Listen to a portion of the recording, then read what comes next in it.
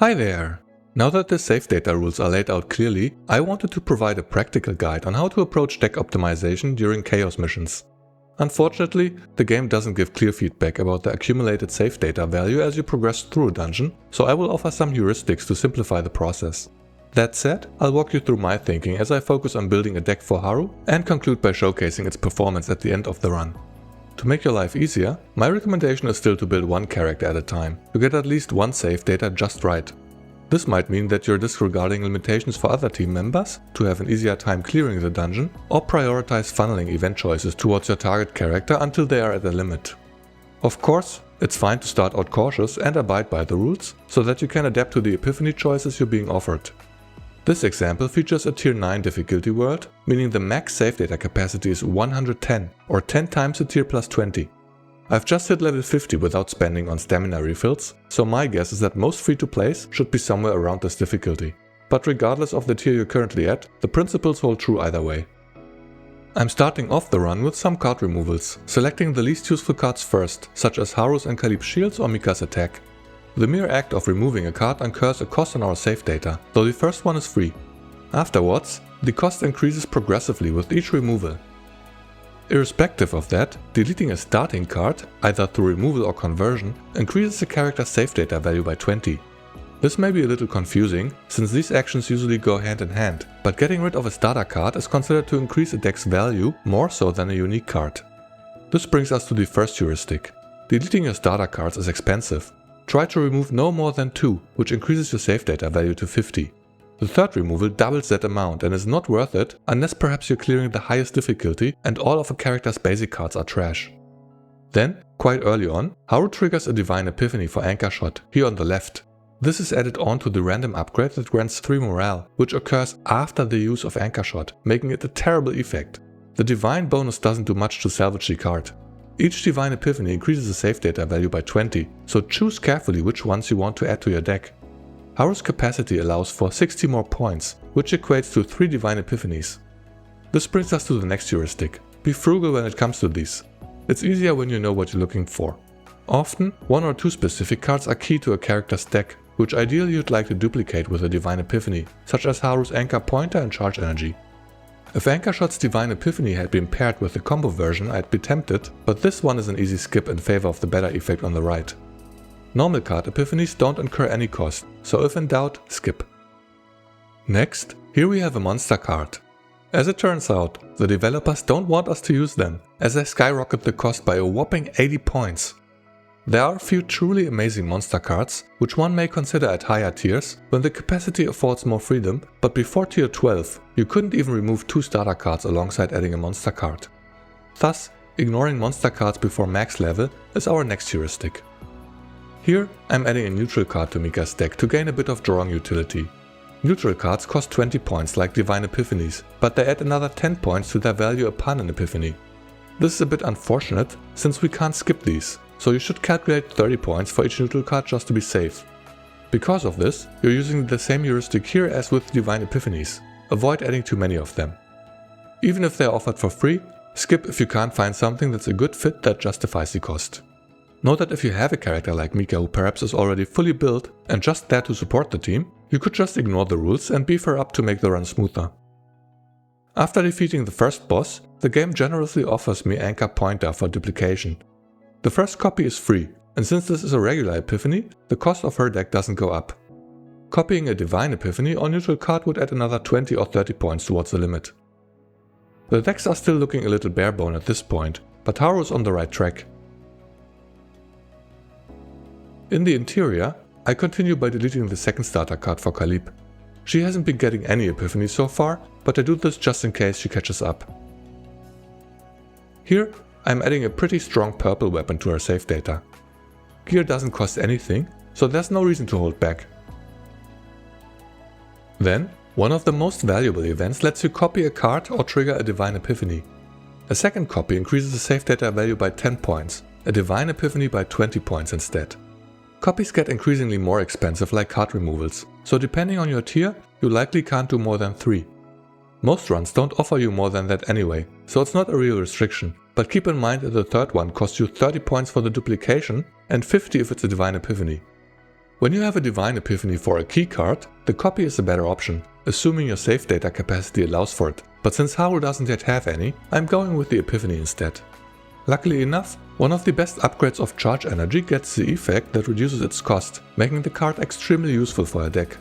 From here on out, I'd ideally reserve 30 points for my save data limit just in case I get the opportunity to copy this card. The next event lets me choose another useful neutral card for Mika's drawing utility, pushing her cost up by another 20 points. Since Haru and Khalipe have their worst starter cards removed, I'm proceeding with removing Mika's basic attack. This increases her deck's value to 70 points, though we have to keep in mind that Gearback could incur another 10 points in case of an Epiphany. I'm continuing to remove another basic card, though this move brings me up to her limit for a total cost of 100. I regret the choice immediately after, as another great neutral card pops up that is in line with the drawing utility I built her for. I'm adding it regardless, since I'm not really interested in her final save data, but this will lead to the random trimming of her final save data until she is back below the allowed capacity of 110. In one of the final events, I get to pick a Divine Epiphany for a selected card once more. Haru is still missing one Epiphany for Power Charge, and since Khalipe is still too far behind with her deck, I use it on Haru. Adding the Divine Epiphany is a bit risky, as it gets me up to 90 points. If the final boss allows for another copy of Haru's cards, I wouldn't be able to choose one with a Divine Epiphany. These nuances are specific to your tier level, so that's just something you have to decide on the fly. By the time of this video's release, Pride should have their save data calculator out. If in doubt, you could invest a few minutes to go there and enter the state of your current deck before making an ill-fated choice.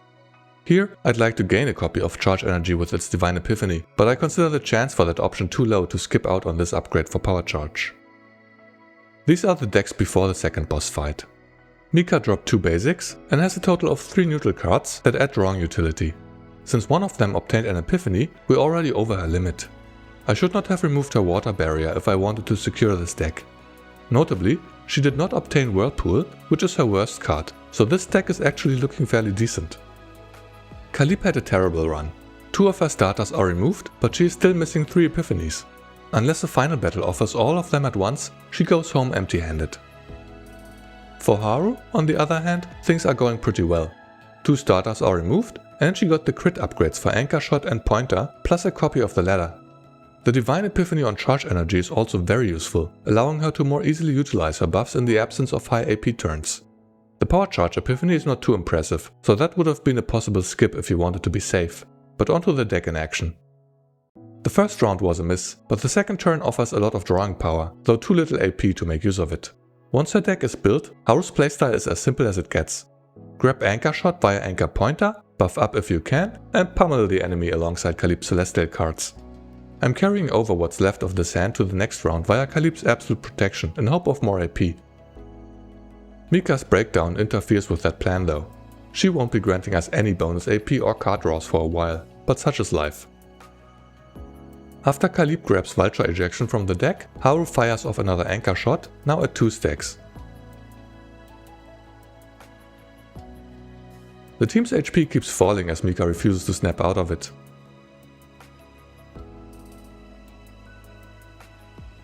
Normally, I'd split the damage between the targets, but since I can't take a hit from both, I need to finish one off early. On the next turn, Mika drew only 1 card, 1 shy of her recovery. She really wasn't a big help here. With Haru on the squad, there's always hope though.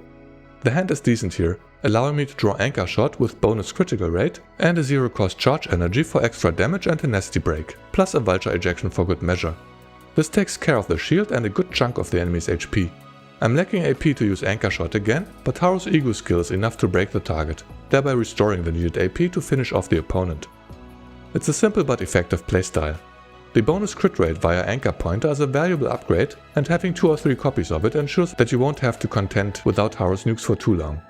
Since Mika was absent from this battle, I wasn't able to make use of Lift Anchor though. After the boss is defeated, I'm obtaining latent Epiphanies. By checking which cards have these at the start of battle, you could essentially circumvent unwanted Epiphanies at this point. For instance, Mika's Whirlpool makes its appearance now, but I really did not want the card in her deck. Likewise, an upgrade for neutral cards could be avoided this way if you're at the limit of the save data capacity. Then, the card duplication offers Anchor Pointer once more. That makes for a fine deck for Haru, still 10 points below the capacity. With a value of just 100, this is perfectly usable and sets you up for tackling non-chaos content. At higher difficulty levels, you'd want to have a few more Divine Epiphanies, or perhaps remove the third basic card or add some neutral cards, but otherwise you're already pretty much there. We even get to round things off with an incredible mythic accessory for Haru, providing a multiplicative 30% damage bonus for single target fights. My god, yes please. As we get out of the dungeon and inspect the final save data, we can see that Mika's deck was trimmed by 30 points. Her water barrier was added back, but the system could have also removed a neutral card. If Whirlpool hadn't sneaked into the deck at the last second, I would have even considered this decent. Haru's deck was at 100 points and is left unchanged, ready to unleash the herd. To summarize, my suggestion is to remove at most 2 starter cards, adding 50 points of value. Skip monster cards and unnecessary neutral cards.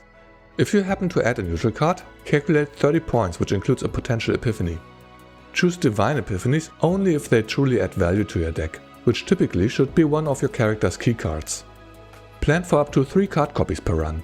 This costs up to 40 points, plus another 20 for each Divine Epiphany. How many of those you can pile onto your deck depends on the tier you're able to clear. Gear costs nothing, so grab whatever you can. This is a calculation for Haru's deck in this example. 100 Faint Memory can be accumulated starting from tier 8, allowing you to remove 2 starter cards, duplicate twice, and have 2 Divine Epiphanies. A variation of this, more suited for a support character, might be a deck that removes all basic cards and allows for 2 duplications. This is suited for someone like Cassius. You want to thin his deck and don't rely on any Divine Epiphanies. Devil Die should be copied twice to maximize his drawing power. The final example should be for characters that need to remove only 1 starter card, like Malin or Rin. They can maximize the card duplications, or alternatively, add 1 more Divine Epiphany. Ideally, you'd want to be as exact as possible while planning your deck, but if that doesn't sound like fun to you, let me know if this rule of thumb approach proves useful. In any case, thank you so much for watching. See you next time.